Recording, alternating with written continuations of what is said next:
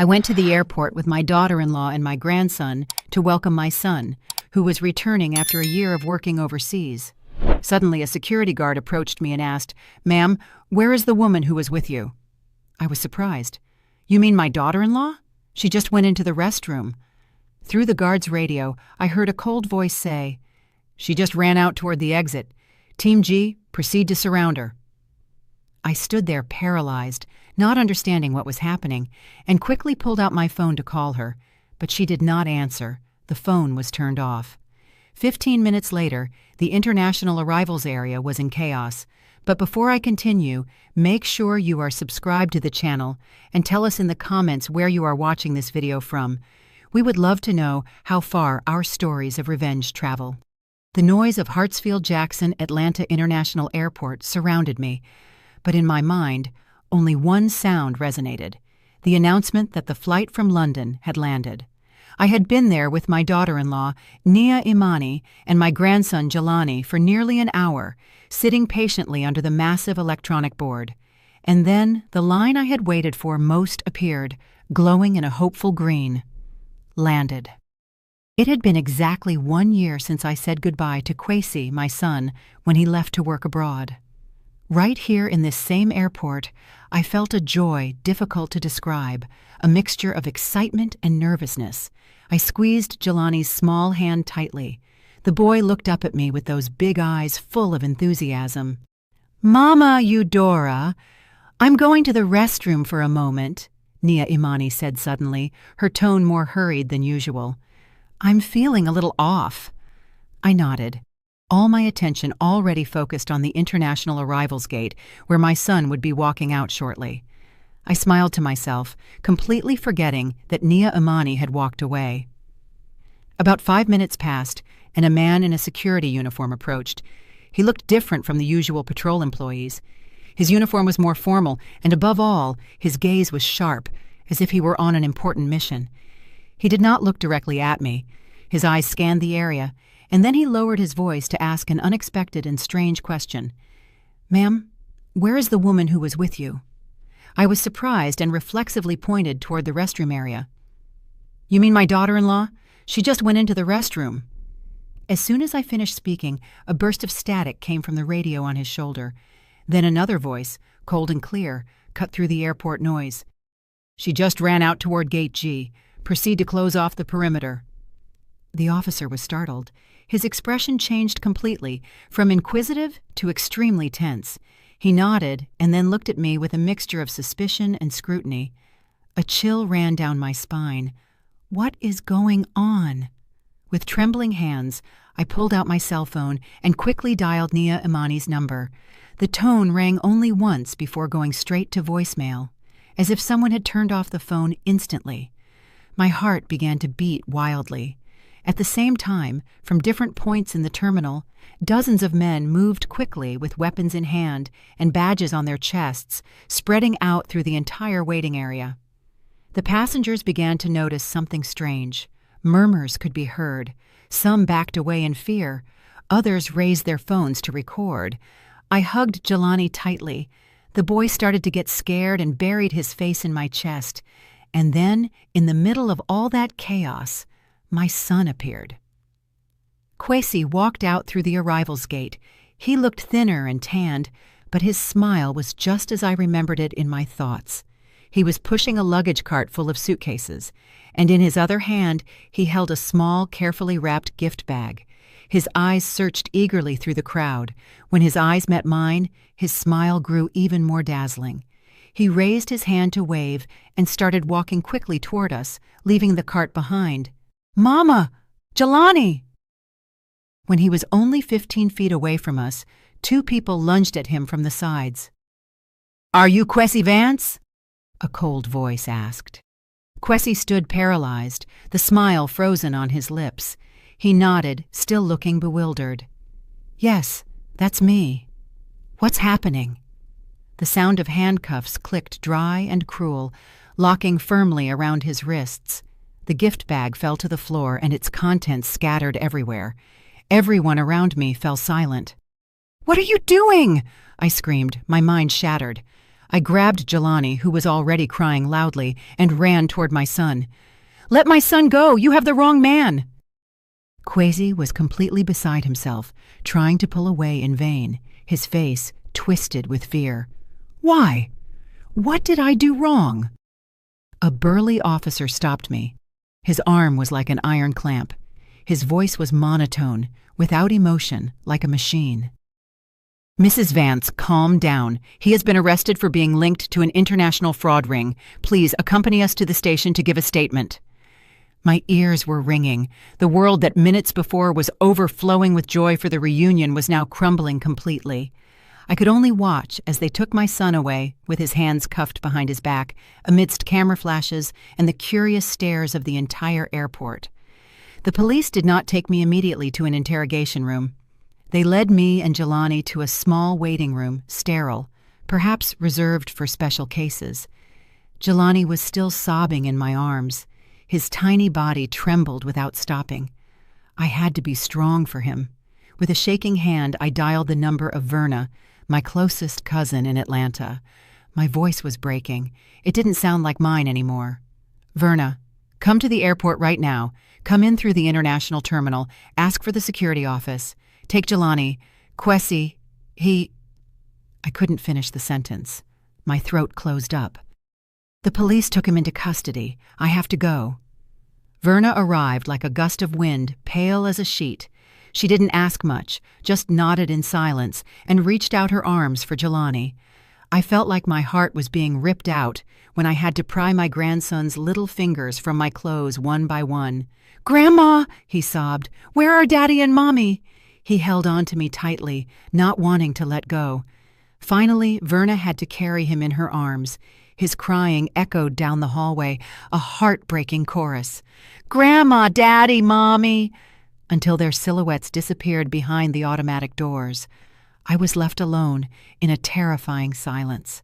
The ride to the police station was in complete silence. The car moved down the highway, but I saw nothing through the window. They took me down a long, cold hallway with fluorescent lights casting a pale glow on the shiny tile floor. The smell of disinfectant and old paper hit my nose. I sat on a hard plastic chair right in front of the gray steel door of the interrogation room.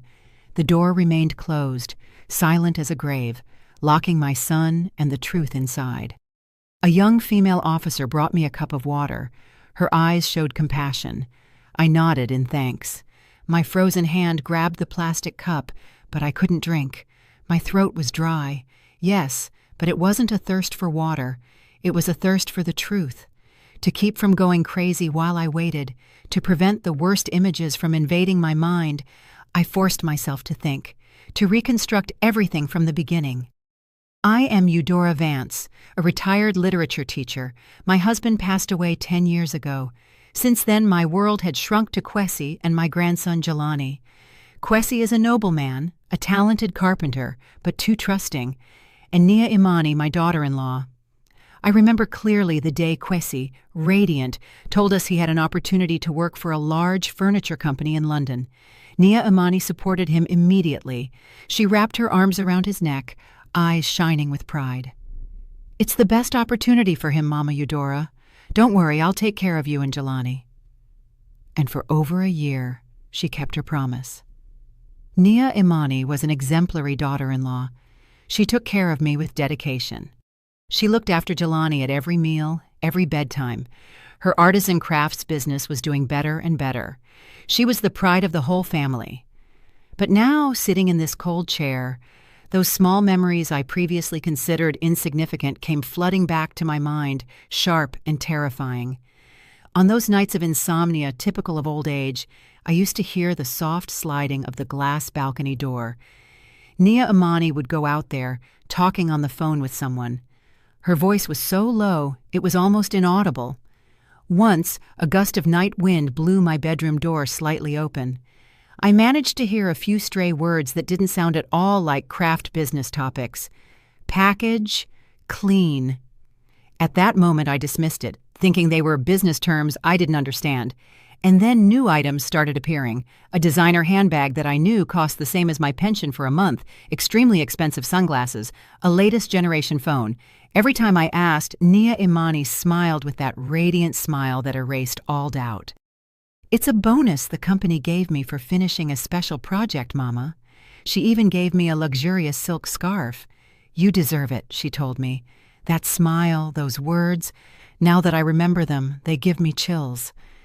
And then the clearest memory, the most painful one, came back like a giant wave. It was an autumn afternoon, about 3 months ago.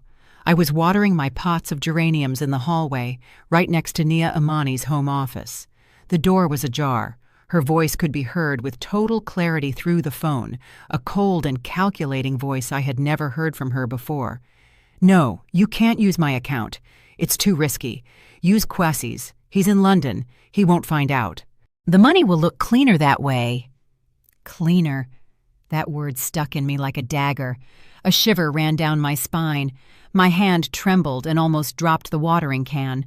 I was about to knock on the door, enter, and demand an explanation, but my usual cowardice stopped me.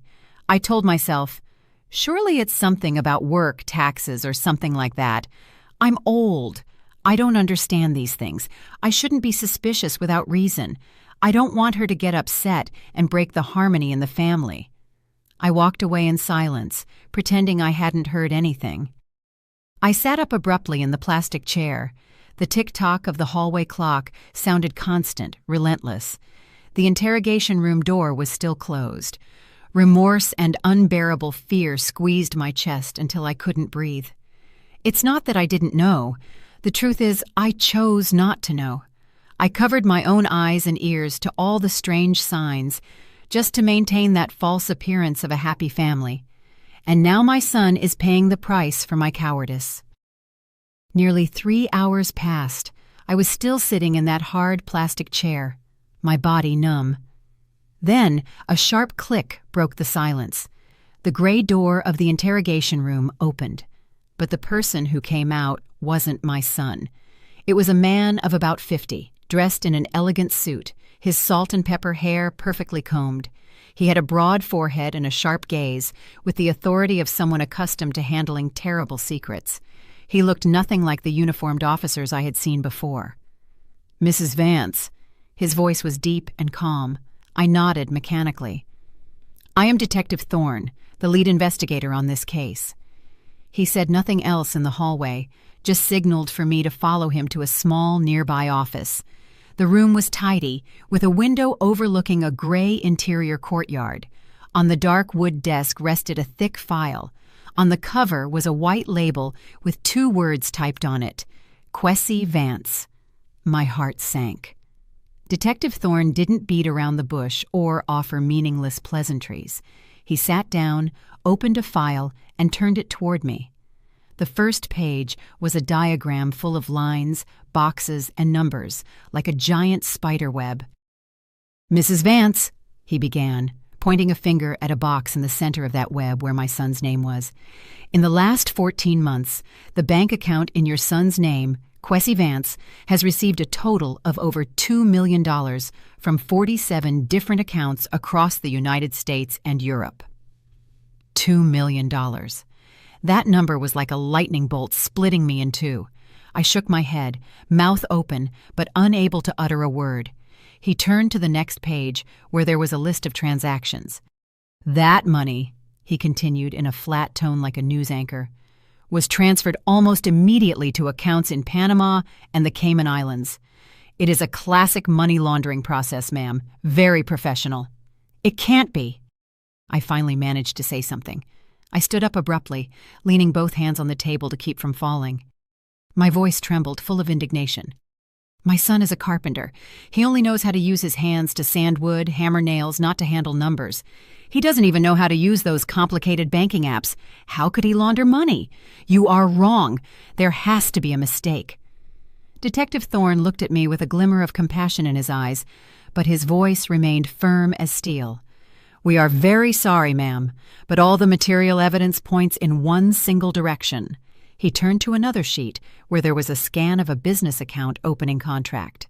"This signature," he pointed to the line at the bottom, "it is your son's, isn't it?" It was Kwesi's signature, the letter slanting to the right, unmistakable. All account opening documents, all authorizations for international transfers bear the signature of Kwesi Vance. I let myself fall back into the chair, strengthless, as if something had hollowed me out inside. I looked at him, almost begging. Please, let me see him, just 5 minutes. I need to hear it from his mouth. Detective Thorne hesitated for a moment, looked at my desperate eyes, then sighed and nodded. They took me to another area of the building, crossing hallways with cold bars. The sound of the officer's footsteps accompanying me echoed on the concrete floor. Kwesi was sitting in a small, empty room.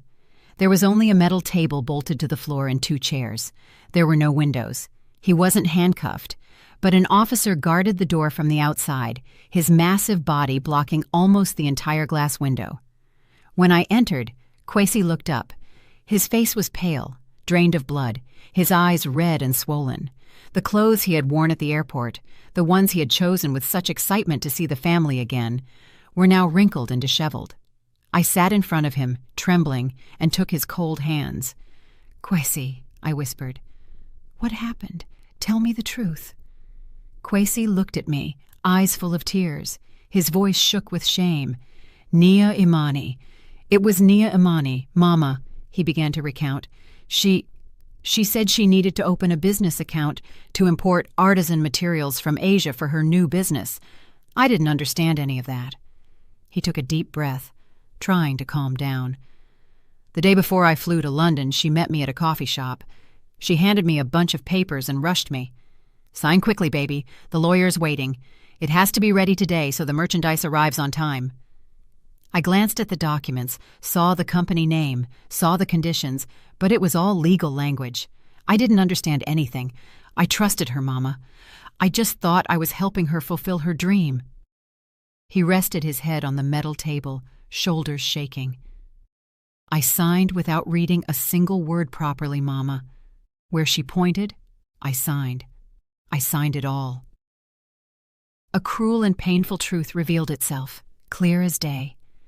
My son, out of love and blind trust, became the scapegoat in the hands of his own wife. Just at that moment, the room door burst open. Detective Thorne entered with an expressionless face. "Time's up, ma'am." He glanced at Kwesi, who was slumped over, and then looked at me. His eyes now had a colder glint. "We just received an update.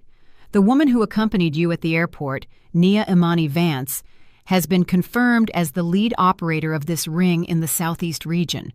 She had her escape planned since before she detected our presence." He paused as if he wanted every word to stick in my mind, and delivered the final sentence, the one that destroyed whatever hope, however minimal, remained. "All transactions, all illicit money passed through accounts in your son's name. With the intellectual author legally a fugitive, Kwesi Vance will be processed for money laundering and for being an accomplice in an international fraud ring." A scapegoat. My son was the perfect scapegoat. An officer entered from outside and gently helped Kwesi stand up. My son didn't resist. He walked like a soulless shadow, stumbling. Upon reaching the door, he turned and looked at me one last time. In his eyes there was no anger, only absolute despair. I left the police station when the sky was already beginning to darken. The world continued its course.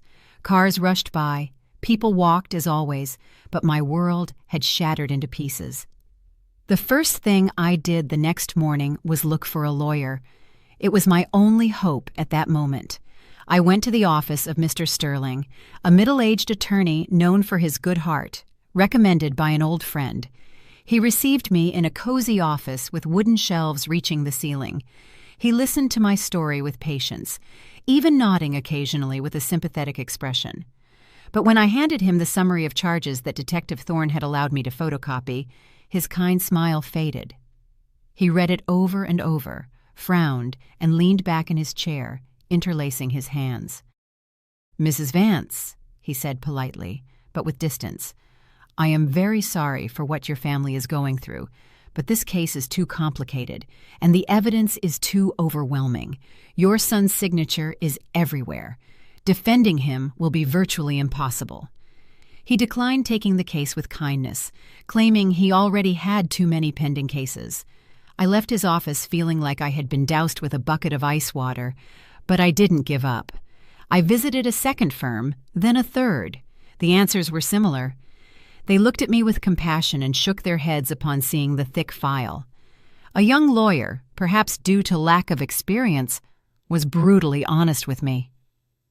"Mrs. Vance, your son is the perfect scapegoat. No jury is going to believe that a grown man signed so many documents without reading them. Accepting this case would only cause you to lose money and tarnish my victory record." At the end of the day, I returned home in a state of total hopelessness. The heavy iron door opened, and the only thing that greeted me was a terrifying silence. The house that Nia Imani and I had built together now felt strange and cold. On the coffee table in the living room, the cardboard sign that Jelani had been making with such effort the previous afternoon was still there. The scribbled phrase, "Welcome home, Daddy," was painted in bright colors like a bitter mockery of the tragedy that had just occurred. I let myself fall onto the sofa, staring at the list of law firms in my notebook, all now crossed out with furious ink strokes. Hope had been extinguished. Just at that moment, the doorbell rang. I didn't want to see anyone, but the bell kept ringing, insistent, determined. Reluctantly, I dragged myself to the door. Standing in front of it was a woman of about 40. She dressed simply, jeans and a shirt, her dark hair pulled back in a neat bun. But what caught my attention most were her eyes, sharp, intelligent eyes that conveyed unusual determination. "Mrs. Eudora Vance?" she asked in a firm, clear voice. I nodded, still wondering who she was. "I am Detective Zuri Banks," she introduced herself, showing a police badge. "I belong to the cybercrimes unit, and I have been tracking Nia Imani for a long time." Hearing the name Nia Imani come out of a stranger's mouth startled me. I took a step back and invited her in. We sat in the living room right next to that welcome sign that now seemed like a curse. Zuri didn't go straight to the point like Detective Thorne. She asked me about Kwesi, what he liked to eat, what his personality was like, how his carpentry work was going. Those questions didn't sound like an interrogation, but rather a genuine attempt to know the real Kwesi. After a while, seeing that I felt calmer, she said, "Mrs. Vance, I read the case file. My experience tells me that the leaders of these organizations never get their hands dirty. They always choose someone with a clean record, someone trusting, and most importantly, with little financial knowledge to use as a front. Your son," she paused and looked me straight in the eye, "fits that description perfectly." She held my gaze as if wanting to convey confidence. "I believe Kwesi is innocent, but the belief of a cop like me is worth nothing in court. We need proof, concrete proof." For the first time in 2 days, a small and fragile spark of hope shone in my darkness. "But what can we do? Nia Imani fled. She erased all traces." "She left in too much of a hurry," Zuri said firmly, without a shred of doubt. "People like Nia Imani are arrogant. They think they are smarter than everyone, that they deleted everything, but they usually leave small mistakes where they feel safest, right here in this house." She stood up, glancing around the living room with the analytical eyes of an investigator examining a scene. "I can't ask for an official search warrant because we don't have enough legal grounds. All the superficial evidence is against your son, but," she turned to me, "with your permission, we can investigate on our own. Cooperate with me, ma'am. For justice for Kwesi." Justice for Kwesi. Those words ran through my exhausted body like an electric current. I nodded without hesitation. My voice regained its strength. "What do you want me to do?" Zuri's gaze settled on the hallway leading to the bedrooms and the study at the back of the house. During the time she lived here, was there any place Nia Imani considered her territory? A space where even you didn't usually enter? I didn't have to think for a second. "Her home office," I replied immediately. "She always kept the door locked. She said she needed absolute silence to be able to create." Zuri nodded with an almost imperceptible smile on her lips. "Then we'll start there." I led Detective Zuri down the hallway. The oak door of the office stood imposing at the end of the corridor. Out of habit, I reached out to turn the brass doorknob. It was completely locked. It didn't move an inch. "It's always like this," I whispered. Zuri didn't flinch. She set her bag on the floor and pulled out a small leather kit with very professional movements. Upon opening it, several fine, shiny metal tools appeared. She looked at me sideways, noticed the surprise in my eyes, and smiled discreetly. "It's an extra skill every investigator should have. Sometimes justice is behind a closed door." She knelt and began to work quickly and silently. Only the soft click of metal inside the lock could be heard. I held my breath, my heart pounding in my chest. Less than a minute later, a small click was heard, a faint sound, but absolutely definitive. The door creaked open. Zuri pushed it and entered, and I followed. A breath of cold air smelling of new paper and expensive air freshener greeted us immediately. The room appeared before my eyes as proof of Nia Imani's obsessive meticulousness. Everything was ordered to the point of seeming sterile. The walnut desk shone without a speck of dust, the laptop closed with precision, the books aligned by spine color from white to black, like a rainbow drained of life. That clinical order contrasted brutally with the shattered chaos of my life at that moment and gave me chills. Zuri put on some rubber gloves and handed me a pair. "Mrs. Vance, you live here. You know better than I do how Nia Imani organized everything. Look for anything that looks out of place, any object that doesn't fit." We began the search in silence. I went to the shelf, checking the books one by one, hoping to find something tucked inside, a sheet, a memory card. But there was nothing, just books on art, design, and business. Zuri, on the other hand, focused on the desk, the heart of the room. She opened each drawer methodically. The first was full of luxury office supplies, gold-plated fountain pens, notepads with Nia Imani's company logo. The second contained contracts, legal business documents, the perfect facade of a successful businesswoman. I approached the white-painted steel filing cabinet in the corner. I pulled the top drawer. There were no papers inside, but several leather-bound photo albums. Out of curiosity, I opened one. I felt a cold pang in my heart. They were photos of Kwesi and Nia Imani's wedding, my son's radiant smile next to the woman who had sent him to prison. On the next page, an image of Jelani as a newborn, tiny and red in his mother's arms. Nia Imani had kept those memories carefully, as if she really were a part of this family, or maybe it was just another fragment of her perfect facade. "Come look at this!" Zuri's voice snapped me out of my trance. She was checking the bottom drawer of the desk. It was almost empty. It only had a few paper clips, but she wasn't looking at the contents. She was tapping the bottom of the drawer gently with her fingers. The sound was deeper and denser than in other parts. Something wasn't right. She pulled out a tool thin as a box cutter. She slid it deftly along the edge of the pressed wood bottom. She lifted it carefully. The cover popped up, revealing a secret compartment underneath. And there, in the middle of that dark space, was a small black velvet bag. Zuri lifted it carefully, placed it on the table, and gently poured out its contents. I felt my heart stop. Every object that came out under the light looked like a piece of a nightmare. 5 cheap mobile phones, the basic kind that only serve for calling without internet access. The type of phones criminals usually use and discard. Dozens of SIM cards carefully wrapped in small Ziploc bags. On each bag, Nia Imani's neat handwriting had written a country name: Germany, France, England, Italy, and 2 identical black leather notebooks. My gloved hand trembled as I picked one up. I opened the first page.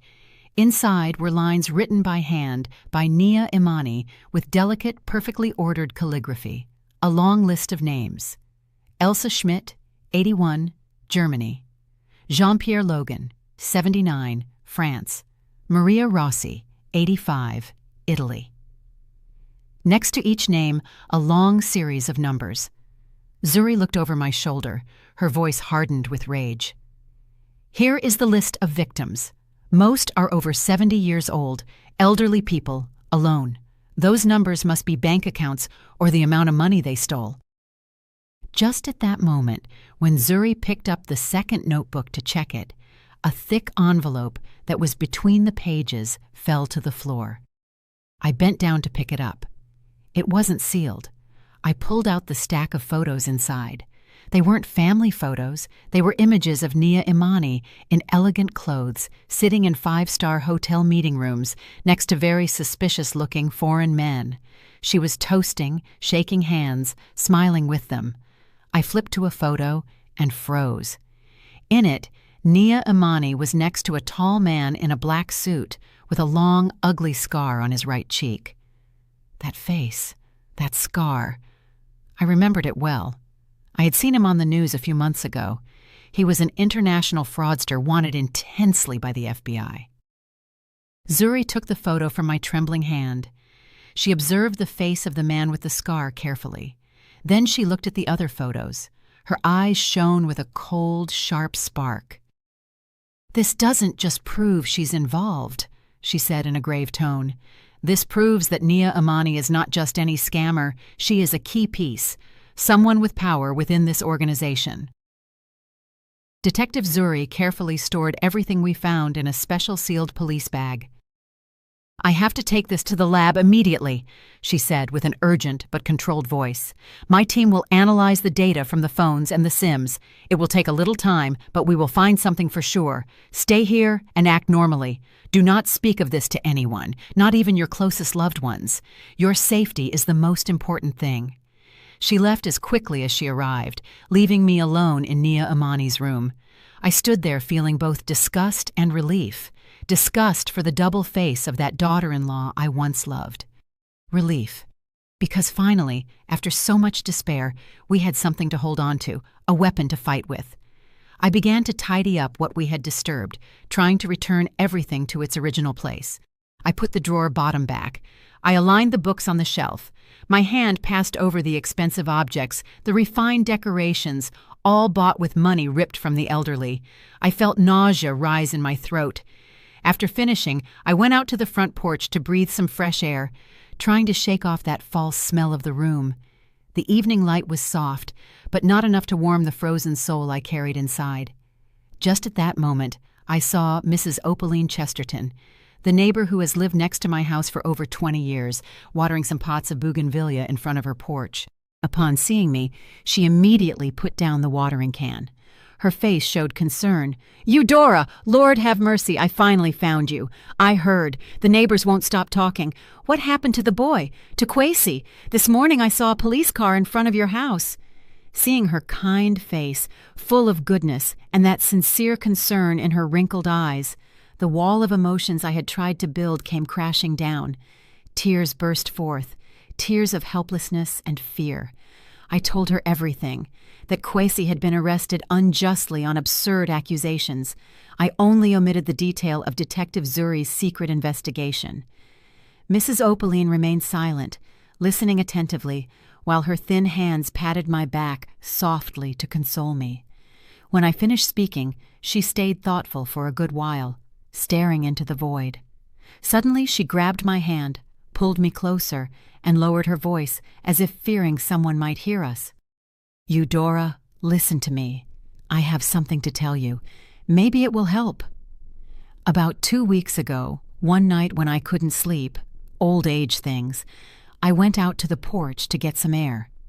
I saw Nia Imani, your daughter-in-law, standing by the gate, talking to a strange man. He was tall, and I remember very well. He had a long scar on his cheek. My heart began to pound in my chest. The man with the scar from the photo. Mrs. Opaline continued recalling. They were speaking in low voices, but since it was early morning and everything was silent, I managed to hear a few words. I saw Nia Imani hand him a thick envelope and tell him, "The package for Frankfurt." He nodded and replied something that I don't know why stuck with me. "The widow from Detroit is already clean." At the time it seemed strange to me, but then I forgot it. Now that you tell me this, I remembered. "The widow from Detroit, clean," I murmured. That was a code, without a doubt. The widow from Detroit was perhaps a victim, and clean must be a code to say the deception was completed. I woke up suddenly. There was a witness, someone who could confirm that Nia Imani had ties to the fugitive criminal. That was the key piece to destroy the defense that Kwesi acted alone. Mrs. Opaline, I squeezed her hand tight. My voice trembled with emotion. Could you accompany me to the precinct? Your testimony is crucial. You can save Kwesi. She didn't hesitate for a second. She looked at me firmly. Of course, honey. For Kwesi? I love him like a grandson. I ran into the house to get the car keys. Mrs. Opaline sat in the passenger seat. We left that familiar street where we had lived in peace for so many years. I drove with one hand, while with the other I tried to call Zuri to give her the good news, but she didn't answer. Maybe she was busy in the lab. I decided to go straight to the precinct. When we took the main avenue, a white truck with no logo or sign appeared suddenly from a side street. It shot out like a wild beast, its lights aimed straight at my eyes. A blinding glare left me completely in the dark. I only managed to hear the tearing scream of Mrs. Opaline next to me and the horrific sound of metal colliding. Then everything turned to darkness. A strong smell of disinfectant invaded my nose, pungent and unpleasant. I tried to open my eyes. My head hurts as if it were being split with a hammer. The white hospital light hurts my eyes. I am lying in a bed with an IV in my arm. Zuri is standing next to me. Her face is tight as a rope. She no longer has that usual calm. Her normal clothes were replaced by her police uniform. "You're awake," she said in a grave voice. "You only suffered a mild concussion and some bruises." "Will Mrs. Opaline be okay?" I asked with a dry throat.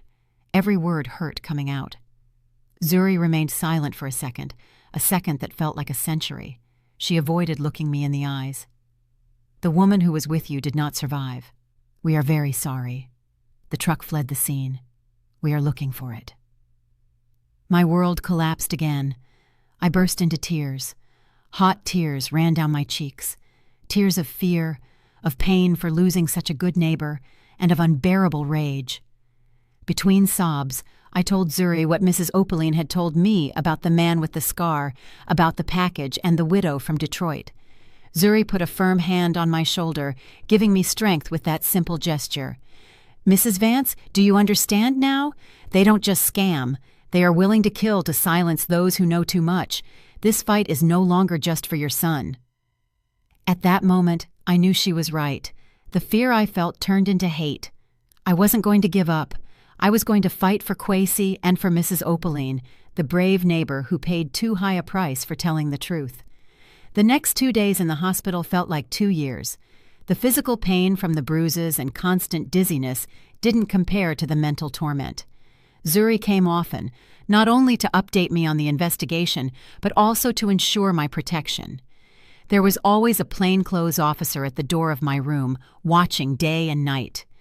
His silent presence made me feel safe, but also reminded me that danger was very close. In moments alone, guilt drowned me. If I hadn't taken Mrs. Opaline in the car, if we had been more careful, if I had called a taxi instead of driving myself, thousands of ifs swirled in my head. On one of her visits, seeing me sitting unresponsive, Zuri put her hand on my shoulder and told me firmly, "Mrs. Vance, don't blame yourself anymore. They were already after her. Maybe they saw her talking to you. Maybe they were already watching the house. Sooner or later, they were going to act. The fault isn't yours. The fault belongs to those bastards." Mrs. Opaline's funeral was held while I was still in the hospital. Her son, a middle-aged man living in another city, called me on the phone. He didn't reproach me for anything. He only thanked me for being with his mother in her last moments. I asked Verna to order a large wreath of flowers. On the black ribbon, I wrote with my own hand, "For a brave neighbor, justice will be done." It wasn't just a promise to Mrs. Opaline. It was an oath to myself. The day I was discharged, it was Zuri herself who came to pick me up in her car. On the way home, while the car moved through streets I knew so well, she gave me the first piece of good news. "We found the truck," she said, staring at the road. "The driver rented it with fake documents, but he made a stupid mistake. He paid for the rental with a credit card. Even though that card was also fake, Created with stolen information, the transaction left a digital trail that my team couldn't ignore. Zuri explained that the cybercrimes investigation team she leads had followed that trail to a seedy internet cafe in a working-class area on the outskirts of Atlanta. Thanks to the security cameras there, they managed to get a clear image of the suspect at the exact moment he was making the online transaction. "And that face," Zuri said, with a tone of satisfaction impossible to hide, "matches perfectly with a profile in the FBI database. His real name is Darius Scar Mitchell. He's a thug serving criminal organizations with a record for assault and extortion. And do you know what else? His most distinctive feature is a long scar on his right cheek." Only a few hours after confirming his identity, the police raided a cheap motel where Darius was hiding. He offered no resistance, as if he already knew that day was coming. Zuri took me back home, made sure everything was in order, and then went back to the precinct to participate directly in the interrogation. That same night she called me to tell me what happened. "At first he was like a stone," Zuri recounted. "He repeated the same phrase over and over again. It was a traffic accident. I got scared and ran. He insisted he didn't know who Nia Imani was and had no connection to any criminal ring. He played the role of a scared truck driver perfectly. They interrogated him for 24 hours straight. The most experienced investigators took turns interrogating him using all kinds of tactics, from the hardest to the softest, but they couldn't get anything out of him. Finally, I decided to try something different," Zuri said, in a more serious tone. "I didn't enter the room as a police inspector anymore. I entered with some photos." She had printed in color the photos of the victims she found in Nia Imani's notebook. Elderly, kind people, smiling with their grandchildren in family photos. She placed them on the metal table, right in front of Darius. She began to speak in a quiet voice, but with words sharp as knives. "This is Mrs. Schmidt, 82 years old, from Berlin. All her retirement money disappeared. She had to sell the house where she lived her whole life and move to a state nursing home." She pushed another photo. "This is Mr. Dubois, 78 years old, from France. He was a widower. After realizing he had given all his assets to scammers, he took his own life." "Widower. Clean," I whispered on the phone. Mrs. Opaline's words. Zuri continued. She placed a portrait photo of Mrs. Opaline on top. "And this is Mrs. Opaline Chesterton, 65 years old, a kind neighbor. You killed her just for accidentally hearing a conversation she shouldn't have heard. She had 3 grandchildren waiting for her at home." Finally, Zuri looked him straight in the eyes with an icy voice. "If you cooperate and give up the mastermind, you will only face charges for vehicular manslaughter and could access a sentence reduction under the law. If not, we will make sure you bear full responsibility for the death of Mrs. Opaline with a charge of premeditated murder, plus a long list of crimes for complicity and fraud. You are going to die in prison, Darius." The stone began to crack. Darius lowered his head in silence for a long time. The ticking of the clock in the interrogation room became deafening. Finally, he looked up and began to speak. He confessed he had been hired by Nia Imani. He was the man with the scar Mrs. Opaline had seen. At first, they only ordered him to scare her so she would stay quiet, maybe breaking into her house or damaging her car. But seeing that we were driving hurriedly toward the precinct, he got scared and called Nia Imani. The order was to act with more force. And then he revealed the most important information, a card up his sleeve that no one expected. "Nia Imani, she is very cautious," Darius said with a hoarse voice. "She has something she calls insurance. An external hard drive. Everything is there. A complete list of victims, recordings of scam calls, money transfer schemes, and most importantly, recordings of internal meetings of the whole ring where the voices of the ringleaders are heard. She said if anything happened to her, that would be published automatically." "Where is that hard drive?" Zuri asked insistently. Darius shook his head. "I don't know, but she never separated from it. It was her life. If you find Nia Imani, you will find that drive." Immediately, Zuri's technical team got to work. They analyzed the last calls Darius had made before being arrested. Most were irrelevant, but there were some unregistered numbers of the burner type communicating with him very often. Following the weak signal of one of those numbers, they managed to locate her last location, a secluded cabin in the Blue Ridge Mountains, almost an hour north of the city. A heavily armed SWAT team was sent immediately. They didn't burst in at once, but set up a silent perimeter cutting off all escape routes. Zuri called me at dawn. "Mrs. Vance, we found her. Come, you deserve to witness this." She sent a car for me. We didn't go directly to the cabin, but stopped at a mobile command center. In reality, a large van equipped with screens and cutting-edge technology parked a few blocks from the target, hidden behind some trees. The atmosphere inside was tense. Technicians were glued to monitors. Only keys clicking and brief, precise conversations could be heard. Sitting there, I could hear my heart beating fast. The nightmare of so many days was about to end. Zuri handed me some headphones. "We've intercepted the cell signal inside the house. Listen." With trembling hands, I put them on. After a few seconds of static, a familiar, cutting voice made itself heard. It was Nia Imani. "Yes, they arrested Darius, an idiot. He thought he was tough, but turned out to be soft. But it doesn't matter." A male voice responded on the other side, raspy, somewhat nervous. Nia Imani let out a sarcastic laugh that I could imagine perfectly without needing to see her. "Don't worry, everything is in my husband's name, Kwesi. He's a lovesick fool. A few fake tears are enough, and he believes everything. Now he's in prison for me, taking the fall for all the crimes. Let the police tear apart the entire state. They won't find me. The hard drive is still here, completely safe. It's our life." A lovesick fool. That phrase was like a stab straight to the heart. I clenched my fists tightly. My nails dug into my skin. Rage invaded me completely, consuming any trace of fear. That witch had not only destroyed my son's life, but she had trampled on his love and trust in the cruelest way. Zuri looked at me sideways, noticing the fire in my eyes. Her gaze lit up. She said nothing, only nodded silently to the SWAT team leader beside her. Through the radio, I heard the order in a cold, determined voice. "All units, move in." On the main screen, the image from a drone hovering over the house appeared clearly. I saw shadows dressed in tactical gear, moving fast like ghosts, surrounding the cabin from all angles.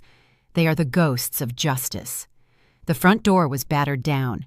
Nia Imani's desperate screams were heard. Some noises of things breaking. It all happened in less than a minute, fast and effective. The commander reported over the radio with a voice showing no emotion. "Target secured, external hard drive and several mobile phones found. Zone secure." They brought Nia Imani out with her hands cuffed behind her back. She no longer had that expression of superiority. Her hair was messy, clothes a disaster. Passing in front of the command vehicle where we were, her gaze crossed by chance with the window. She saw me. For an instant, her eyes opened with surprise, but immediately filled with fierce hatred, like a cornered snake. But she said nothing.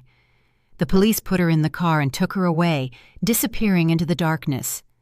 Only a few hours later, with the irrefutable evidence of the hard drive and the recording of her confession, the release order for Kwesi was signed immediately. I went to the detention center to pick up my son. When the heavy, old metal door opened with a tearing screech, Kwesi walked out. A few days in prison had destroyed him. He looked thinner, gaunt, with an unkempt beard and deep circles under his eyes, but his eyes no longer reflected hopelessness. Instead, there was a painful emptiness. He didn't say a word, just walked quickly toward me and hugged me tightly. I felt his shoulders shake. I hugged him hard, stroking his back like when he was a child. On the way back, he finally spoke, voice hoarse from not speaking for days. "I can't believe it, Mama. The person I loved most, the mother of my son, could do something like this to me. How could I be so blind?" When we arrived at the house, Verna had already brought Jelani. The boy was sitting on the sofa with a sad expression, but upon seeing Kwesi enter, his eyes lit up. He shouted, "Daddy!" with a clear voice and ran like an arrow toward his father's open arms. Kwesi knelt, hugged his little one tightly, and buried his face in his soft head. Seeing that scene, I knew the worst nightmare of my life was over, but I also knew my son had changed forever. The scar on his heart would never fully heal. He looked at me, and his eyes were now full of unbreakable determination. "It's over. I'm getting a divorce," he said firmly. "I'm going to fight for full custody of Jelani. I won't let my son grow up with a mother like that." A few weeks later, on the day of the first trial, the Atlanta sky was gray. I, Kwesi, and Detective Zuri were sitting in the front row reserved for witnesses and involved persons. Kwesi wore a formal suit, but his face was still gaunt. He sat upright, with his gaze fixed ahead, unwavering. The courtroom was spacious, solemn, with old oak benches and the national seal hanging high behind the judge. The atmosphere was charged with tension. Journalists filled the back seats, their cameras looking like black cannons aiming straight at the dock. The transnational fraud case, with implications of murder, had shaken the country, and Nia Imani was the center of all attention. The side door opened. 2 officers escorted Nia Imani inside. She wore a loose gray prisoner uniform. She looked much thinner and paler. Her once shiny hair was now hurriedly pulled back at the nape, revealing a discolored forehead. She walked with her eyes glued to the floor, not daring to look at us even once. Darius Scar Mitchell and the other accomplices of the ring were also brought in, sitting on the accused bench next to her. The scar on Darius's cheek looked even more intimidating under the courtroom light. I was called as the first witness. When I stood up, all eyes in the room locked on me. I took a deep breath, put my hand on the Bible, and swore to tell the truth. The prosecutor, a middle-aged man with a firm, cutting voice, began to ask me about daily life with Nia Imani, about the suspicious signs that in my naivety I overlooked. I told everything, from the secret calls at night, the overly expensive luxury items, to that fatal phrase about using Kwesi's account so the money would look cleaner. When I recounted in detail how, together with Detective Zuri, we discovered the small black velvet bag in the secret drawer and the notebooks with the names of the elderly victims, the room fell completely silent. I could feel the indignation spreading in the air. Nia Imani's defense attorney, a sly type, tried to insinuate that I was prejudiced against my daughter-in-law to diminish the value of my testimony. "Mrs. Vance," he asked in a suggestive tone, "isn't it true that you never really accepted your daughter-in-law, a young, successful, independent woman, and that this testimony is nothing more than an exaggerated interpretation of a mother who wants to protect her son at all costs?" I looked him straight in the eye. My voice no longer trembled. It was firm and sure. I loved Nia Imani like a daughter. I felt proud of her, but my imagination couldn't have invented dozens of SIM cards from all over Europe, nor could it have invented a list of elderly people who were scammed until they had nothing left. And certainly my imagination couldn't have fabricated the photos where she appears next to internationally wanted criminals. Murmurs were heard in the room. The lawyer was left speechless and asked no more. In the following days, the evidence from the hard drive was presented. They were devastating blows impossible to deny. The recordings were played before the court. Nia Imani's arrogant voice resonated throughout the room, betraying her and her accomplices. Everyone held their breath, hearing the coldly discussed plans to scam, the repugnant laughter while bragging about the money they had stolen. Then it was Nia Imani's turn. She stood up with her fragile figure. Everyone thought she would deny everything, blame circumstances, but no.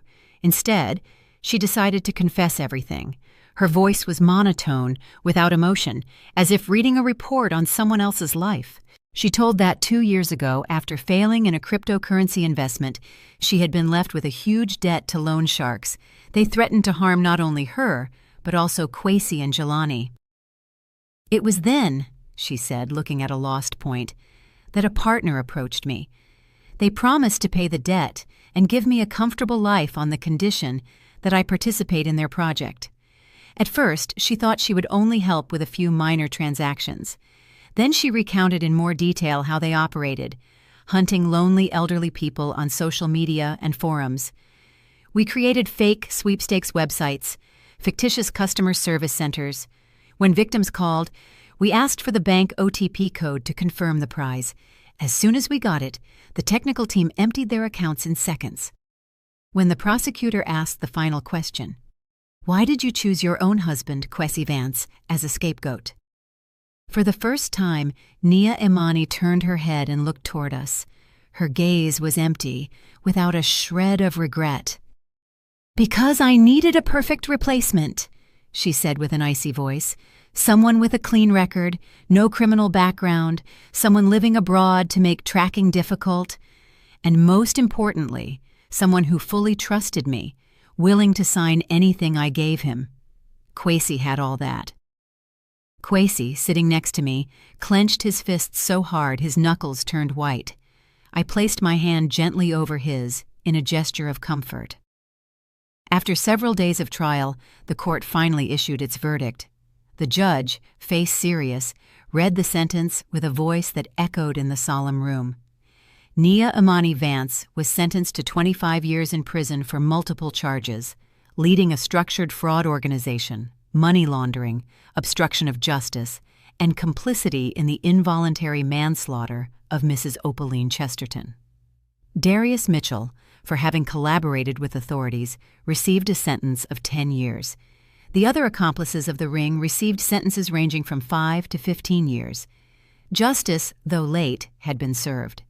When the police took Nia Imani away, she passed in front of our rows. Kwesi stood up. Their gazes crossed for an instant. In her eyes, there was a terrifying emptiness. In my son's, there was no longer love or pain, only a cold and firm look. The door to the past closed forever. We left the court. The sun, after many cloudy days, appeared suddenly, forcing me to squint.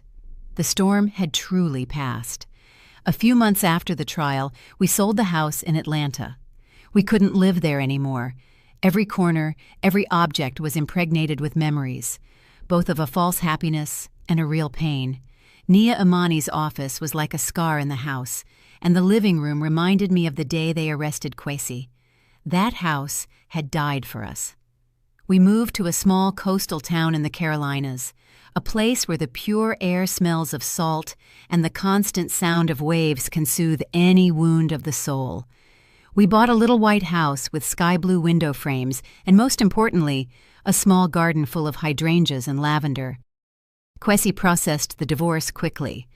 Nia Imani from prison did not appeal or ask for custody of the child. She had cut all ties with the world she left behind, sinking into the darkness she herself had created. My son obtained full custody of Jelani. With the money from the sale of the house and part of my life savings, I decided to fulfill a dream I had been keeping for years, opening a small bakery. I called it Serenity Sweets because after all the storms, serenity was the only thing we craved. Every morning I wake up when it is still dark, while the whole town is still asleep. The smell of flour, butter, cinnamon, and melted chocolate fills my small kitchen. Measuring, kneading, shaping, and waiting for the breads and pastries has become therapy for my soul. I find calm in every repetitive movement. I find joy in creating sweets that give happiness to others. Serenity Sweets soon became the favorite spot for locals, from fishermen stopping by for a hot glazed twist before going out to sea, to kids running in after school for a chocolate chip cookie. Kwesi also started a new life. He didn't return to London. The wounds of the heart made him want to be close to his family more than ever. He got a job at a small interior design workshop in town. He didn't earn as much money as before, but that job gave my son something more valuable: time. Every afternoon at 4:30 sharp, he left the workshop to pick up Jelani from school. Often I saw them walking together on the beach holding hands, building huge sandcastles, and then watching how the waves washed them away. At night, after dinner, he taught Jelani with patience, reading him stories of brave knights and kind princesses. He was fulfilling the role of father and mother in an admirable way, with all his love and tenderness. Sometimes, in quiet moments, Jelani still asked for his mom. The innocent questions of a child broke my heart. "Grandma, where is my mommy? Why doesn't she come back to Daddy and me?" Kwesi never lied to his son. He hugged him tight and answered with a warm, soft voice, Mommy made a mistake, son, and now she is in a place very far away trying to fix it. But never forget, she loves you very much. One Sunday, while I was placing some freshly baked sweet potato pies on the shelf, a family car pulled up in front of the bakery. Zuri stepped out of the vehicle. She wasn't wearing a police uniform anymore, just a simple floral dress. She looked relaxed and happy. "Captain Banks?" I smiled with joy and ran to hug her. After solving such an important case, she had been promoted. She brought a beautiful model of a pirate ship as a gift for Jelani. We sat in the small garden behind the bakery, under a pergola covered in flowering vines, drinking coffee and eating pastries fresh from the oven. The press had called her a heroine, but when I mentioned it, Zuri just shook her head. "The true heroine is you, Ms. Eudora," she told me with a sincere look. "If it weren't for your unshakable faith in your son, if it weren't for your bravery in facing danger, maybe Kwesi would still be in prison and Nia Imani would still be loose out there, hurting more people." When Zuri was getting ready to leave, Kwesi and Jelani returned from the beach. Both had grains of sand in their hair and sun-kissed skin. Jelani ran to show Zuri a shiny, beautiful shell he had just found. Seeing that scene, seeing the smile on my son's face, a smile that was no longer forced, I felt a warmth and deep gratitude fill my soul. That night, after closing the bakery, I stayed in the family kitchen cleaning the last baking utensils. Through the window, I looked toward the garden. Kwesi was pushing Jelani on the swing. The child's clear laughter mixed with the soft murmur of the sea in the distance and the lingering aroma of baked goods. I once believed that living with righteousness, loving and trusting, was enough to protect those one loves. But tragedy taught me a bitter lesson. Sometimes, blind trust is the trap that can ruin our future. I chose to stay silent before my suspicions. I preferred to keep the peace rather than seek the truth. And the price was that my son almost lost his life for placing his faith in the wrong person. Now I understand that justice doesn't always arrive alone, and truth doesn't appear by itself. We must go out and find it with courage, without giving up, even if that means venturing into the darkness and facing the most ruthless. Did you like the story, and which city are you listening from? Let's meet in the comments. If you like the story, you can support me by sending a super thanks so I can keep bringing more stories like this. Thank you so much for your sweet support. I'm looking forward to your comments on the story. On the screen, you can see 2 new life stories that I highly recommend. There's so much more on my channel. Don't forget to subscribe. See you in the next life story with love and respect.